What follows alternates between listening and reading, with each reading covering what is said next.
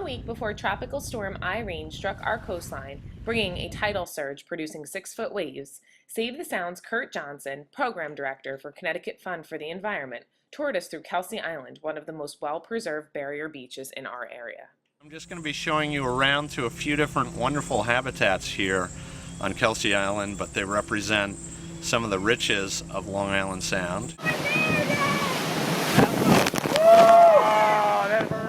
Though Kurt may not have known Irene was coming, the effects of Mother Nature and human interaction with our coastline are key parts of the Connecticut Fund for the Environment's recently released State of the Sound report. The waves were probably 10 to 12 feet tall, and the tide was about 5.5, 6 feet above normal. So, there were waves probably breaking up around here.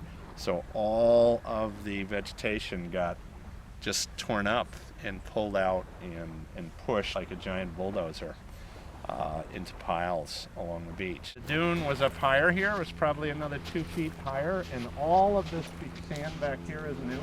So basically the dune got bulldozed over and pushed back, probably 30, 40 feet. And that's what happened on all of our barrier beaches in Connecticut. It's just when you have houses standing, out in this fore-dune area, and you have 2 or 3 feet of sand that's taken down and pushed back, it's going to undermine the foundations of those houses, and that's certainly what happened over here on Cozy Beach.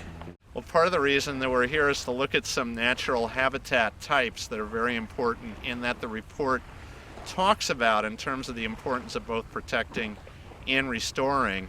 And what we're seeing here is a natural dune system, barrier beach system. So this is the dune itself, and behind it is the back of the dune, and then behind that, of course, is a big tidal marsh system. And I was describing that one of the grades in the report card that was highest was an A for coastal habitat restoration. And Connecticut and New York have really been leaders in the country in terms of restoring areas of degraded marsh. And in total, we have restored about 1,000 acres of coastal marsh systems in the last 10 years or so. That's really, really important for a whole variety of reasons. I mean, these are the nurseries for our fish that we like to fish in Long Island Sound, but for us human beings that just experienced a storm, it's also very important because it's our sponge that absorbs floodwaters. It holds floodwaters during storms and keeps it from running into our homes and into our neighborhoods. As Long Island Sound is warming and our Earth's climate is warming, and there's very little doubt about that, there's a number of things happening. One is a worry that, in fact, and the predictions are that our Long Island Sound and the whole ocean levels are going to rise over the next 50, 60, 70 years. Some people are thinking, scientists are estimating between 1.5 feet, some as high as 3 feet, maybe 4 feet. So that would have a huge impact, as we saw what a 6-foot tidal surge, 5-foot tidal surge did during Irene.